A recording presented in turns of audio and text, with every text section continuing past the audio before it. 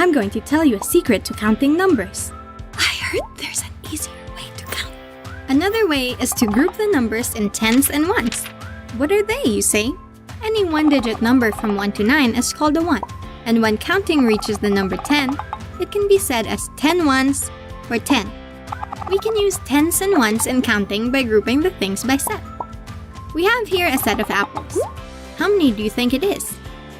1, 2, 3, 4, 5, 6, 7, 8, 9, 10. The top row has 10 apples. The rows below are similar and they all have 10 apples each. One row counts as a 10. We have 3 rows that have 10 apples. That must mean we have 3 tens. Now we can count the apples that were left on the last row. 1, 2, 3, 4, 5. 5 apples. 5 ones. If we have 3 tens and 5 ones, then we have 35 apples. That's it! Great job! I think you're now ready for quiz time! There were unnamed eggs on the farm. The farmer must have skipped counting it. I need your help in filling what numbers are missing. Ready?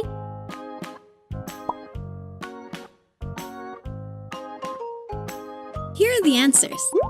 5, 8, 12, 14, 22, 24, 29, 30, 32, 49, 51.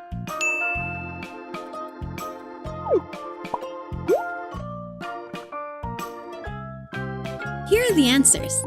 65, 67, 68, 75, 76, 89, 90, 91, 98, 100. Wow! Great job! The farmer will be happy about this. Now let's start counting the following objects using tens and ones. Ready? How many stars are there in the night sky? 2 tens and 4 ones. There are 24 stars. How many red cups can you see?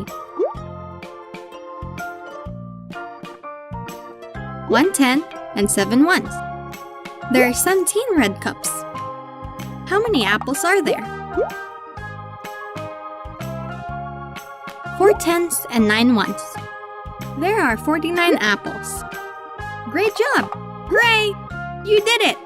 Hope you enjoyed today's Math 1 counting numbers, ones and tens. See you next time!